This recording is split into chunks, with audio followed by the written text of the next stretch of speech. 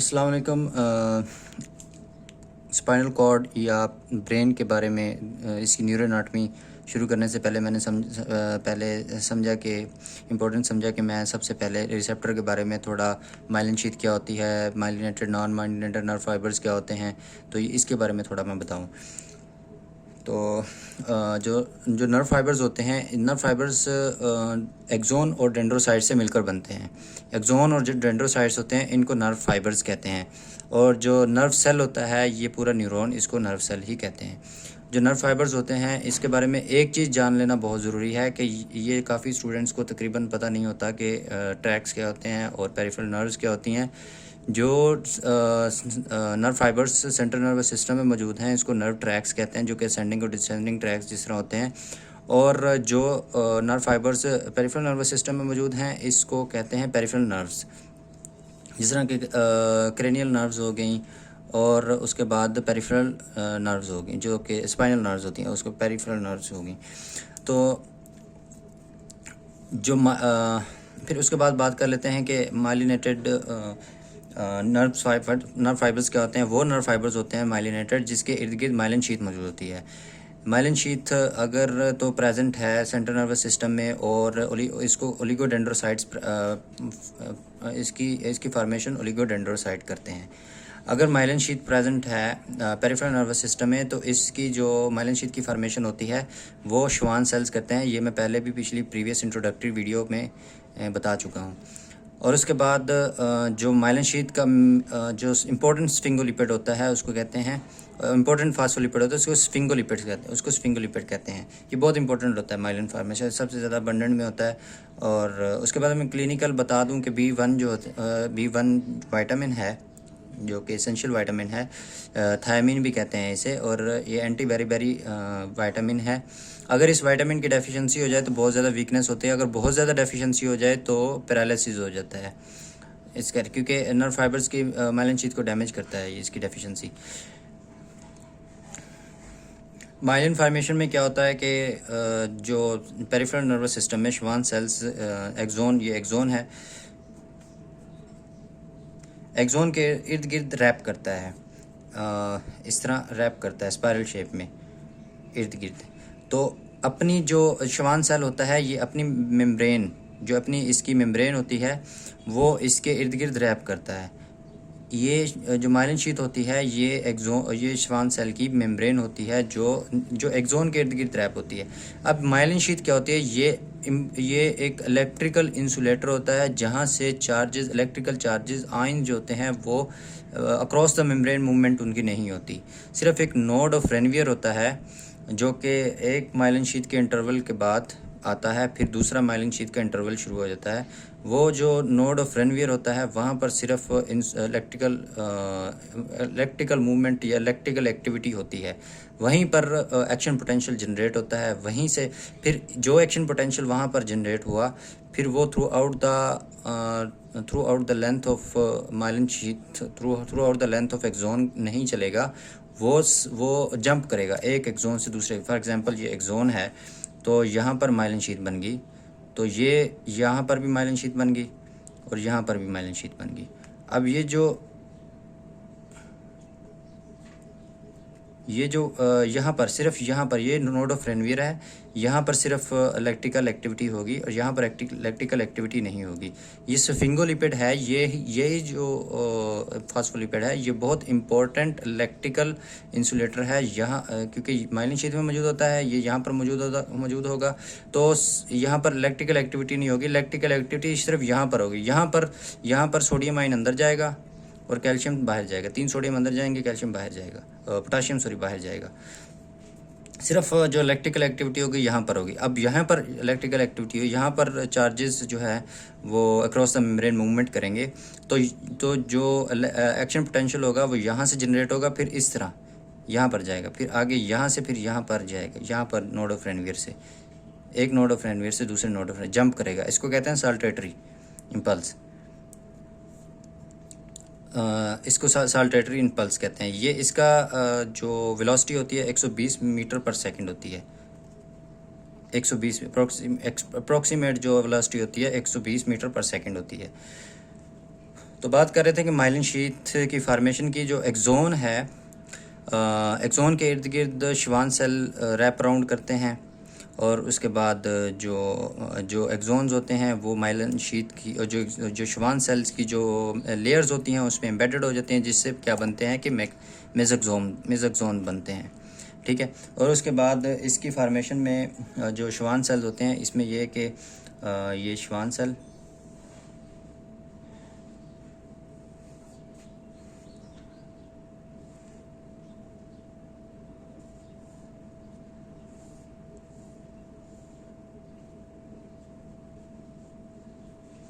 ये एक्सोन,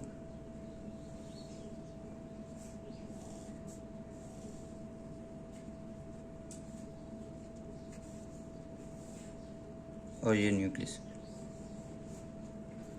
ये Schwann cell है। अब ये है एक्सोन, ये है एक्सोन श्वान सेल का nucleus.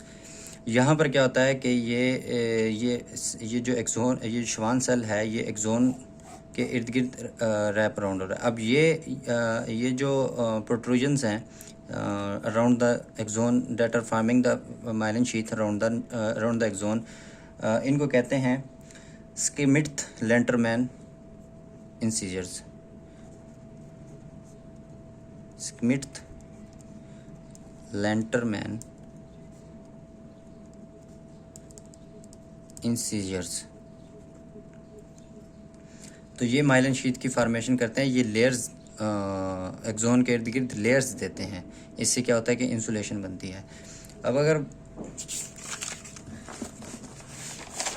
Non myelinated nerve fibres वो होते हैं जिनके इर्द गिर्द माइलिन शीथ नहीं बनती, उनको कहते हैं कि वो नॉन माइलिनेटेड नर्व फाइबर्स होते हैं।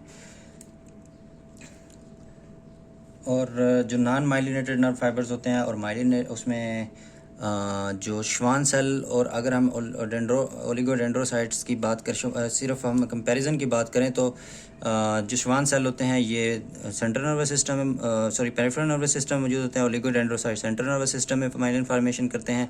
और इसमें क्या होता है कि दोनों में मेसोक्सोम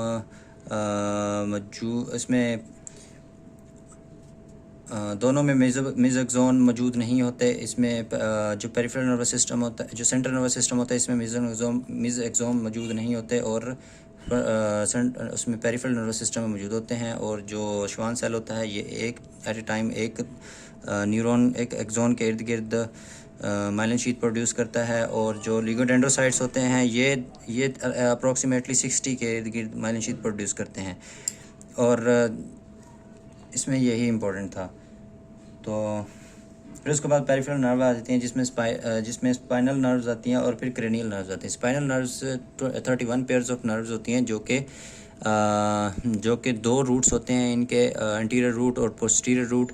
पोस्टीरियर रूट में एक गैंग्लिया मौजूद होता है, गैंग्लिया मौजूद होते हैं, जिसको कहते हैं कि वो पोस्टीरियर रूट गैंग्लिया मौजूद होते हैं। और ये इसमें दोनों में क्या होता है कि जो एंटीरियर रूट होता है, अगर मैं स्पाइनल कॉर्ड यहाँ पे ड्रा करूँ,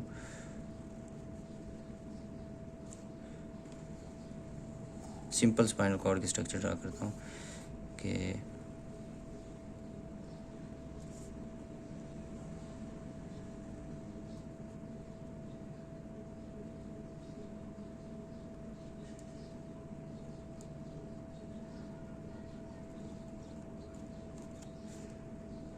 ये पोस्टीरियर रूट हो गया और ये एंटीरियर रूट हो गया।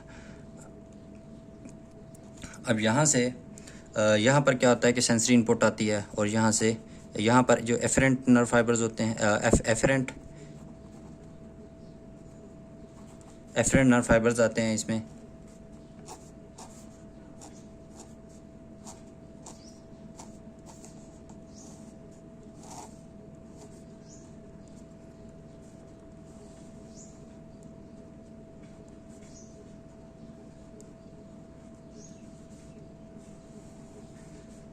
इस तरह करके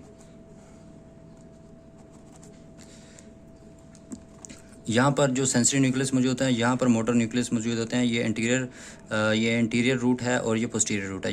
यहाँ से जो मोटर इम्पल्सेस होती हैं वो जाती हैं, वो मोटर नर्व फाइबर्स होते हैं, वो निकलते हैं। यहाँ पर इन सेंसरी नर्व फाइबर्स होते हैं जो वो आते हैं अब यहाँ पर जो पोस्टीरियर रूट, ये इंटीरियर रूट है और पोस्टीरियर रूट है। ये जो पोस्टीरियर रूट है यहाँ पर, ये गैंग्लिया, ये यहाँ पर जो यूनिपोलर सेल्स मौजूद, यूनिपोलर न्यूरॉन्स मौजूद होते हैं, ये गैंग्लिया यहाँ पर मौजूद होता है पोस्टीरियर रूट में, जिसको कहते हैं पोस्टीरियर रूट गैंग्लिया। तो इसमें से जो नर्व्स निकलती हैं वो इंटरवर्टिब्रल फोरामेन होता है। ये जो स्पाइनल कॉर्ड जो through out the spine vertebral canal में रन करता है, वहाँ पर हर एक दो जो वर्टिब्राई होती हैं उनके अंदर एक फोरामिना मौजूद होता है, जिसको इंटरवर्टिब्रल फोरामिना कहते हैं। और वहाँ से ये एग्ज़िट करती हैं, जो स्पाइनल नर्व्स है वहाँ से एग्ज़िट करती हैं। और जो 31 पेयर्स होते हैं इसके। और जो क्रेनियल नर्व्स होती हैं, वो जो क्रेनियल फोरामिना मौजूद होता है वहाँ से वो एग्ज़िट करती हैं क्रेनियल नर्व्स। और इसमें कुछ क्रेनियल नर्व्स जो होती हैं वो सिर्फ एफरेंट फाइबर्स लेकर जाते हैं। एफरेंट फाइबर्स यानी कि सिर्फ उसमें इंटायरली एफरेंट फाइबर्स होते हैं, जिसमें जो कि ऑप्टिक एफरेंट, जिसमें ऑप्टिक नर्व आ जाती है, जिसमें वेस्टिब्यूलो कोक्लियर नर्व आ जाती है और ओल्फैक्टरी नर्व आ जाती है।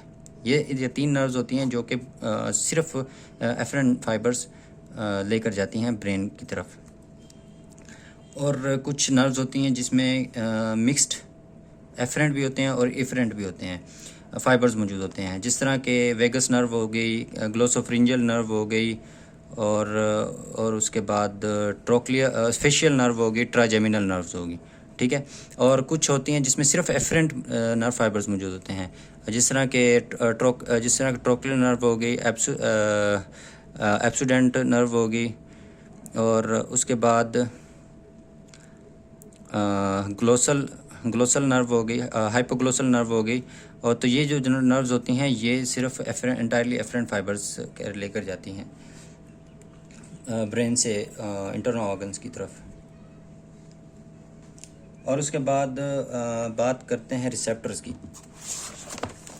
रिसेप्टर्स में कुछ मैकेनो रिसेप्टर्स होते हैं, कुछ नोसी रिसेप्टर होते हैं। रिसेप्टर की टाइप्स हैं, मैकेनो रिसेप्टर होते हैं,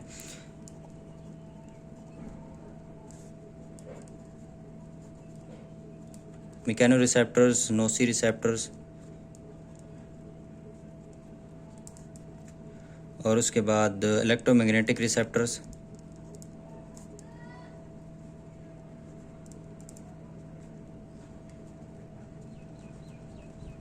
और thermo receptors.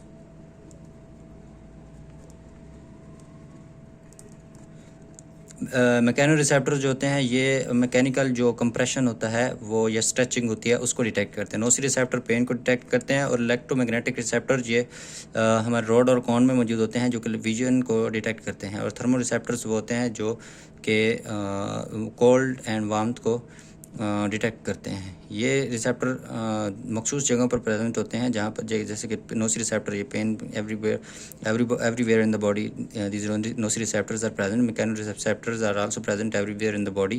Electromagnetic receptors has a specific site of their presence. They are only present in the rod and cones. Thermoreceptors all are present all around in the body, in the skin. और जो इसमें कुछ encapsulated होते हैं और कुछ जो non capsulated होते हैं और कुछ कैप्सुलेटेड होते हैं। नॉन कैप्सुलेटेड में फ्री नर्व एंडिंग्स आ जाती हैं और free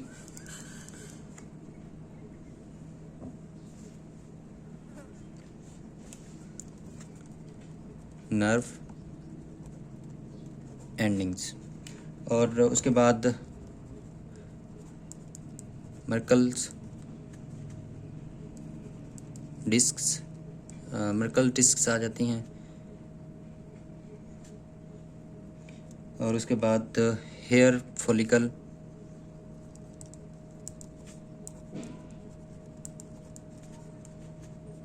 receptors,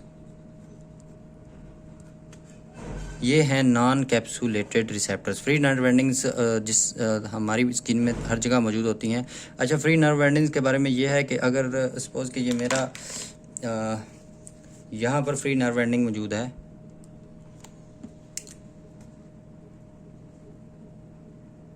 free nerve ending यहाँ पर मौजूद है। तो यहाँ पर जो ये जो एरिया है यहाँ पर ऐसे फ्री नर्व एंडिंग्स मौजूद हैं, तो इसको कहते हैं कि ये इसको रिसेप्टर फील्ड कहते हैं इसकी फ्री नर्व एंडिंग की। और यहाँ पर इम्पल्सेस इसकी जनरेट होती हैं। मतलब ये सिर्फ यहीं पर नहीं कि ये पूरी बॉडी में हर जगह मौजूद होते हैं। और मर्कल डिस्क जो होती हैं ये भी तकरीबन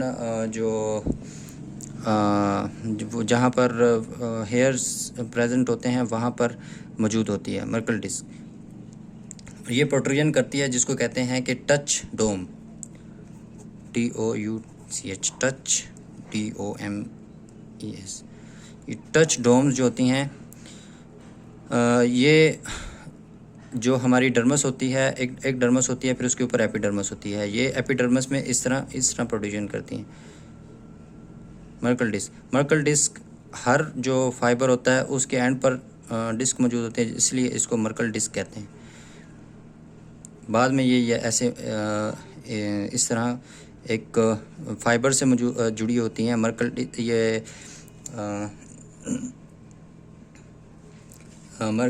डिस्क, उसके बाद हेयर फॉलिकल, और उसके बाद पेसिनियन कार्पसल, और उसके बाद रुफिनी कार्पसल, रुफिनी एंडिंग।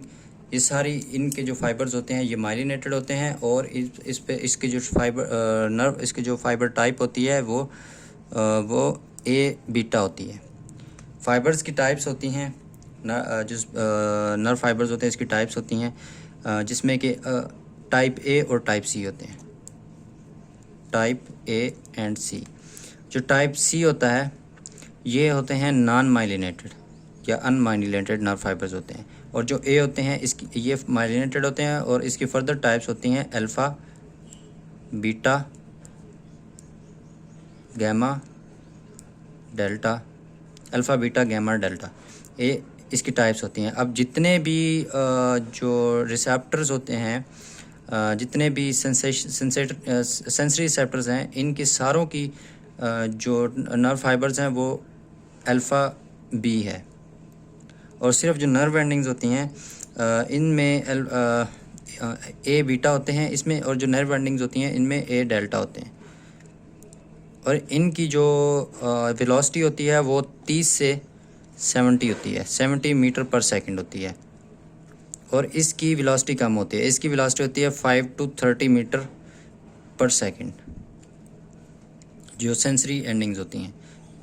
और जो सी फाइबर्स होते हैं ये भी टच फ्री नर्व एंडिंग्स की तरह टच जो सेंसेशन होती है उसको सेंस करते हैं। और मर्कल जो हेयर फॉलिकल होते हैं, जिस तरह के ये नर्व जो हेयर फॉलिकल होता है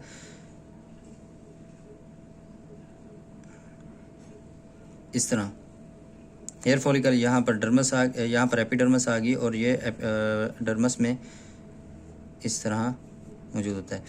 अब जो यहाँ पर जो फाइबर आ रहा है इसमें ये जो पेरिफेरल नर्व फाइबर आता है ये इसके जो फॉलिकल होता है हेयर का, ये फॉलिकल है।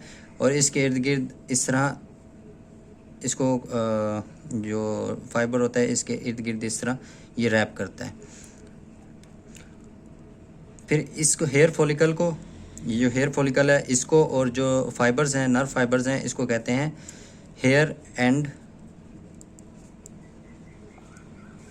ऑर्गन, इसको कहते हैं हेयर एंड ऑर्गन। तो ये फ्री नर्व एंडिंग के बारे में भी हो गया, और मर्कल डिस्क के बारे में भी हो गया, और हेयर फॉलिकल के बारे में भी हो गया कि ये कहाँ पर मौजूद होते हैं। और उसके बाद जो कैप्सुलेटेड रिसेप्टर्स होते हैं उसमें एक पहले तो आ जाता है मीजनर कॉर्पसल। ये मीजनर कॉर्पसल्स ये एक टेक्टाइल रिसेप्टर में आता है। ये भी पीछे जो 3 हमने पढ़े, फ्री नर्व एंडिंग्स, और उसके बाद मर्कल डिस्क पढ़ी, उसके बाद हेयर फॉलिकल, ये टेक्टाइल रिसेप्टर में आता है। टेक्टाइल सेंसेस क्या होती हैं? ये वो सेंसेस होती हैं जिनको टेक्टाइल रिसेप्टर्स डिटेक्ट करते हैं। अब जो टेक्टाइल रिसेप्टर होते हैं ये टेक्टाइल सेंसेस होती हैं, इसमें एक तो टच आ जाता है, प्रेशर, वाइब्रेशन, इसमें ये और इसमें प्रेशर आ गया, टच, वाइब्रेशन आ गई और प्रेशर। ये मेन इसमें टेक्टाइल जो सेंसेस होती हैं इसमें ये सेंसेस मौजूद होती हैं। अब ये जो कार्पसल, ये जो रिसेप्टर होते हैं, ये जो इन सेंसेस को डिटेक्ट करते हैं, सेंसरी सेंसेस को जो डिटेक्ट करते हैं उनको कहते हैं कि ये टेक्टाइल रिसेप्टर है। मीजनर कार्पसल भी उन्हीं टेक्टाइल सेंसेस में से, टेक्टाइल रिसेप्टर्स में से एक रिसेप्टर है। अब जो मीजनर कार्पसल्स होते हैं ये नॉन हेरी पार्ट्स में मौजूद होते हैं बॉडी के, जिस तरह के फिंगर टिप्स में बहुत ज़्यादा ये मौजूद होते हैं। अब ये भी टच को, प्रेशर को, इस तरह की जो स्टिमुलाई होते हैं इनको डिटेक्ट करते हैं। फिर उसके बाद आता है जी पेसिनियन कार्पसल। पेसिनियन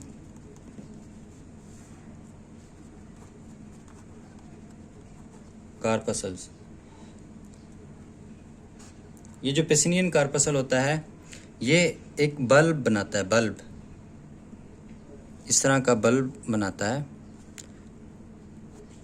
और यहाँ पर इस तरह इसमें फ्लूइड मौजूद होता है और फाइबर्स भी होते हैं, जो ये माइलिनेटेड फाइबर मौजूद होता है और यहाँ पर छोटे छोटे फाइबर्स भी मौजूद होते हैं। ये प्रेशर को, कंप्रेशन को, वाइब्रेशन को डिटेक्ट करता है। पेसिनियन कार्पसल्स प्रेशर को, कंप्रेशन को और वाइब्रेशन को डिटेक्ट करता है। अच्छा, फॉर एग्जांपल ये एरिया ऑफ डिफॉर्मिटी है, यहाँ पर डिफॉर्मिटी, यहाँ पर फोर्स आई और इसने अंदर वाला जो फ्लूइड है इसको डिस्टॉर्ट किया, यहाँ पर रीडिस्ट्रीब्यूशन हो गई, इसकी डिस्ट्रीब्यूशन जो थी वो डिस्टॉर्ट हो गई और यहाँ पर इसने, यहाँ पर जो बेयर एंडिंग है, ये वाली जहाँ पर माइलिन शीट मौजूद नहीं है, ये डिटेक्ट करेगी। अब यहाँ पर ये डिटेक्ट किया इसने कि यहाँ पर कंप्रेशन हुई है या इंजरी हुई है, प्रेशर हुआ है या वाइब्रेशन है। ये पेसिनियन कार्पसल्स, एक बता दूँ कि ये पेसिनियन कार्पसल्स 80 से 800 साइकिल्स पर सेकंड वाली जो वाइब्रेशन होती है उसको डिटेक्ट करते हैं। और जो मीजनर कार्पसल्स होते हैं, सिर्फ ये 2 रिसेप्टर्स होते हैं जो वाइब्रेशन को डिटेक्ट करते हैं। ये ज़्यादा तेज़ी से जो वाइब्रेशन हो रही है उसको डिटेक्ट करते हैं और ये जो कम वाइब्रेशन हो रही है उसको डिटेक्ट करते हैं। ये तकरीबन 30 से 5 से 80 साइकिल वाली वाइब्रेशन को, साइकिल पर सेकंड वाली वाइब्रेशन को डिटेक्ट करते हैं मीजनर कार्पसल्स। और ये ज़्यादा वाली को 80 से 800 वाली वाइब्रेशन जो होती है उसको डिटेक्ट करते हैं। अच्छा, ये यहाँ पर इसकी बात कर रहे थे कि ये जो यहाँ पर चार्जेस की मूवमेंट होगी और जो सबसे पहले जो यहाँ पर रिसेप्टर पोटेंशियल जनरेट होगा, यहाँ पर रिसेप्टर पोटेंशियल जनरेट होगा। सबसे पहले इसमें रिसेप्टर पोटेंशियल जनरेट होता है, फिर एक्शन पोटेंशियल जनरेट होता है। एक्शन पोटेंशियल यहाँ पर जो फर्स्ट नोड ऑफ रेनिवियर है यहाँ पर प्रोड्यूस होगा और ये इस तरह यहाँ पर, फिर अगले नोड ऑफ रेनिवियर से ये एक्शन पोटेंशियल प्रोड्यूस, फिर through out the length of the nerve fibre ये फिर एक्शन पोटेंशियल रन करेगा। सबसे पहले रिसेप्टर पोटेंशियल प्रोड्यूस होता है, फिर उसके बाद एक्शन पोटेंशियल प्रोड्यूस होता है। जो हाई वेलोसिटी है, जो कि मैग्नीट्यूड है, एल्टीट्यूड है उसका रिसेप्टर पोटेंशियल का, वो मिली वोल्ट 100 मिली वोल्ट है, 100 मिली वोल्ट। जब प्रेशर बहुत ज़्यादा हो, प्रेशर स्टिमुलाई की इंटेंसिटी बहुत ज़्यादा हो, तब ये 100 मिली वोल्ट जो प्रेशर है, वेलोसिटी है, मैग्नीट्यूड है इसका रिसेप्टर पोटेंशियल का, वो जनरेट होता है। फिर इस तरह एक्शन पोटेंशियल जनरेट होता है at the first node of Ranvier. Then फिर ये जो एक्शन पोटेंशियल प्रोड्यूस हुआ है ये लोकल सर्किट प्रोड्यूस करता है, लोकल इलेक्ट्रिकल सर्किट प्रोड्यूस करता है। उसके बाद रुफिनी कार्पसल्स होते हैं, ये बात कर रहे हैं हम एनकैप्सुलेटेड रिसेप्टर्स की। उसमें पहला आ गया था मीजनर कार्पसल, दूसरा आ गया था पेसिनियन कार्पसल, फिर तीसरा आ गया जी रुफिनी कार्पसल।